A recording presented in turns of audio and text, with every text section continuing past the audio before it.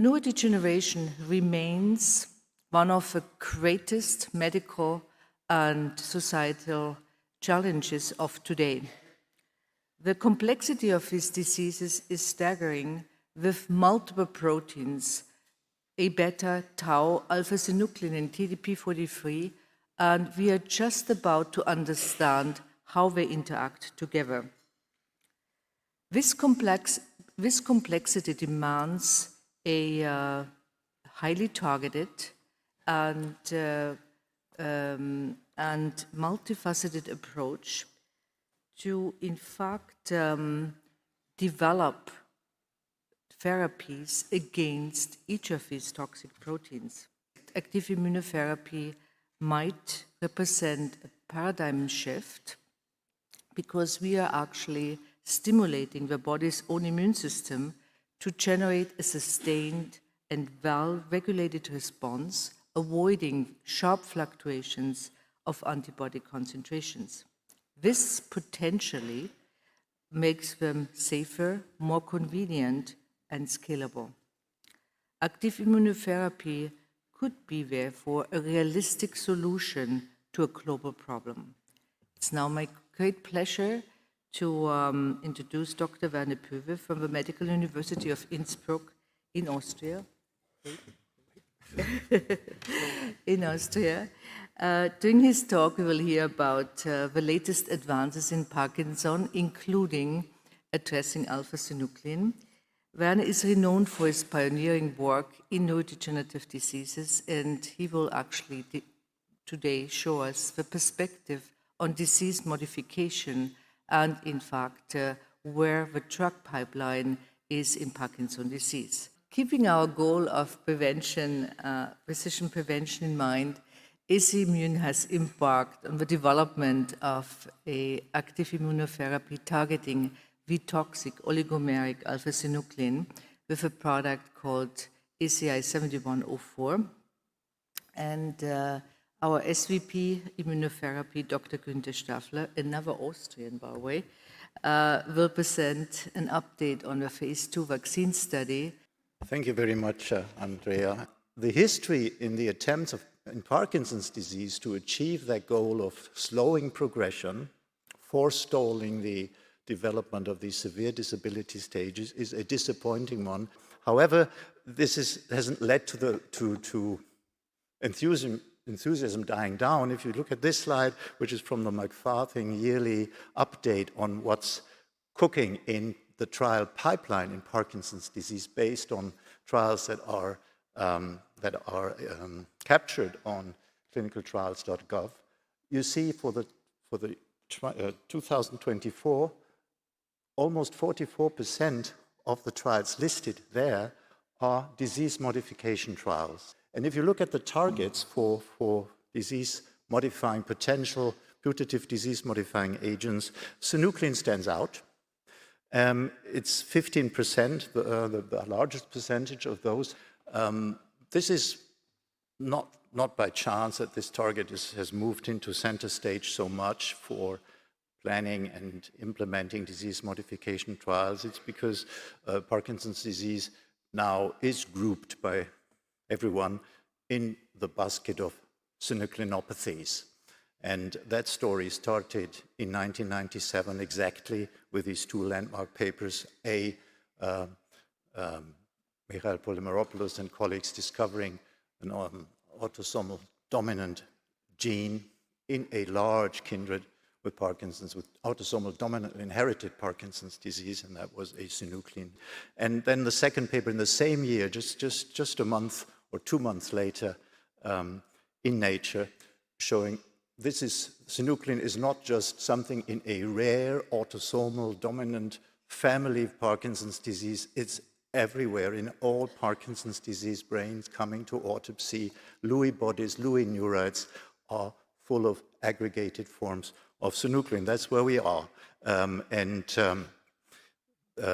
Now this misfolded alpha-synuclein has become a major diagnostic tool for Parkinson's disease, looking at the studies, the many studies that have been conducted using seed amplification assays for pathologically misfolded synuclein in the CSF, they found specificities of pooled specificities of 96% of that finding for Parkinson's disease compared to non-Parkinsonian controls. And current evidence is looking at ways to use this assay even to distinguish between the different types of synucleinopathies like multiple system atrophy in Parkinson's disease, the Lewy body disorders, and the glial cytoplasmatic disorders. Anyway, this is the target that everybody is interested in, and I've tried to group the approaches, and this is not exhaustive, it's just giving you examples of different ways that the pipeline has tried to tackle synuclein aggregation misfolding. Sometimes colleagues tell me, well, why talk about immunotherapy anymore? You've got negative trials there. And one is usually referring to these two that were published back-to-back in the New England Journal in 22. Both were large trials involving more than 350 or so patients with very early Parkinson's disease, untreated in the cinpanemab trial or in prasinezumab. In the prasinezumab trial, they could be on MAO-B inhibitors. That was the only treatment allowed when they entered. And if you look at this composite graph here, you will see there is the primary outcome here in the prasinezumab study combining MDS, UPDRS parts 2 and 3 was there's absolutely no separation. There was absolutely no separation in the cinpanemab, also not in the longer term. This prasinezumab trial went on to follow patients at that time of that publication to week 104, this one to week 72. There was nothing. But the red box shows you one of the key secondaries of that prasinezumab trial, which was the motor part of the rating scale, the MDS part 3. And that showed a separation, and a couple of post hoc analyses suggested there might be an effect if you had to get the right patients. I would like to point out that a group or a subgroup of people in that trial that were classified as the diffuse malignant, the more aggressive type of Parkinson's disease, and that again was separation, suggested maybe it's a question of targeting the right subtype of patients. And we heard that yesterday in the presentation in a Parkinson trial presentation in Hall E. Maybe you have to just go on longer. This is the open label extension of this Pasadena study, where, of course, there were no controls anymore, and this effort tried to construct a control from the PPMI data set where patients of similar age, similar duration, and various other characteristics using propensity score matching to have a control group. If you do that exercise and you go long enough beyond year 2, again, you will have this separation. And then they also try to model this. The gray shaded area is for the different parts of the UPDRS in the on and in the off in the part 2.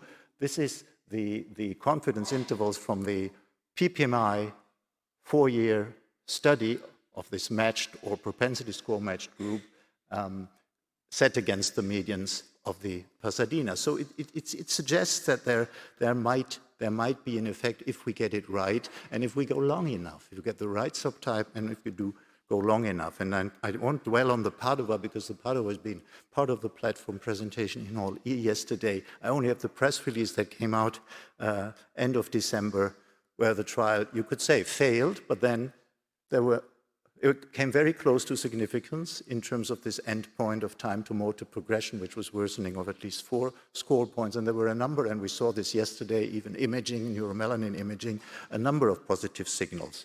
So this is not, to my mind, this is not a negative story. It just tells us something about what we need to be careful about in planning these trials. And one issue that I already touched upon, maybe we're not good enough with the target population, and maybe what we call early is not early enough. So we're here currently. We enroll patients who have the disease. Clinically speaking, we try to get them as early as possible. You have something which we currently use as prodromal features of Parkinson's disease, REM sleep behavior disorder, hyposmia, certain risk factors, or we could just have synuclein positivity in the CSF. And we use these patients. Currently, we're moving, as the Alzheimer field already has, before the Parkinson field, to conceiving trials in these populations that use biomarker outcomes. In my mind, with the trial information we have, has been promising and is really worth pursuing hard and further, learning from the Alzheimer history of Abeta immunotherapies, and the biomarker-based diagnostic frameworks will hopefully, in one of the next conferences, have paved the way to present prevention trial designs. We would now like to share our own work on a novel, potentially disease-modifying therapy for Parkinson's disease, which is currently being tested in a phase 2 clinical trial. Now, the compound we are going to talk about today, it's an active immunotherapy termed as ACI-7104. Parkinson's disease, as we all know, is mainly characterized by the loss of dopaminergic neurons in the substantia nigra, and this loss in neurons is then, or leads to all those symptoms listed here. And as already explained by Professor Poewe, this loss in neurons is accompanied by the formation of pathological inclusions, so-called Lewy bodies, and about 25 years ago it was shown that the main component of Lewy bodies is a protein, is alpha-synuclein, and Lewy bodies are shown here. For reasons which are not fully understood yet, alpha-synuclein can misfold, which means can transition from this random coil alpha helical structure into a beta sheet structure, and this leads then to aggregation of the protein, and misfolding and aggregation are the molecular basis for alpha-synucleinopathies. Now, the aggregated species of alpha-synuclein have been shown to interfere with synaptic function, to be toxic to neurons, to be released into the extracellular space, and potentially to affect the neighboring cells. And this seeding and spreading of alpha-synuclein are the potential drivers of disease progression. Now, I mentioned at the beginning that ACI-7104 was designed to elicit an antibody response against exactly those species here. An active immunotherapy has the capacity to induce a long-lasting specific immunity for the pathological target. In our case, means we induce an antibody response which is consistent, which is durable, and which can be boosted. And this then would allow to a limited annual dosing. The safety profile is well suited to long-term use, and active immunotherapies are cost-effective, as you just need small amounts to trigger the patient's immune system to produce the right antibodies. And take now all those factors together, this could lead to an improved access to treatment for underserved population, and could also allow to move the treatment, or to move treatment to the much needed prevention of neurodegenerative diseases. The study we are going to focus on today is built, or was built, on a series of phase 1 trials which have been published in this Lancet Neurology paper. And here it was shown that the progenitor compound was safe and well tolerated over a period of more than 3.5 years. And it was also shown that had the capacity to induce a strong and boostable antibody response specific for alpha-synuclein. Now, this takes us to the currently ongoing vaccine study, which is an adaptive biomarker-based placebo-controlled phase 2 study, is in early idiopathic Parkinson's disease subjects. It consists of 2 parts. In both parts, the treatment period lasts for 18 months with a follow-up period of additional 6 months. Part 1 now focuses mainly on safety and tolerability, and also on the key immunogenicity measures, which means antibody titers against the antigenic peptide, antibody titers against alpha-synuclein epitope. Further on, part 1 focuses on biomarker measures on pathological alpha-synuclein, including aggregated species of alpha-synuclein in CSF, or also phosphorylated species. Now, we will utilize different interim analysis on those biomarker readouts to trigger part 2 of the study. And part 2 of the study is then more robust in terms of sample size or number of subjects to be included. And part 2 then will focus on other biomarkers such as DAT-SPECT, advanced MRI sequences.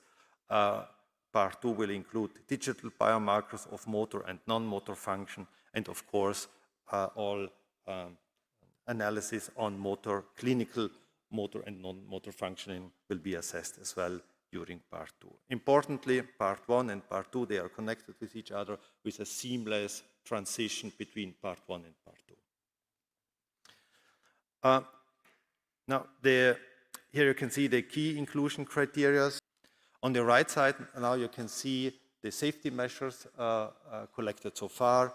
Overall, I think, and this is very encouraging, the product was proven to be safe and very well tolerated in this study up to date. No deaths or severe adverse event observed to date. No serious adverse events considered related to the study drug were observed.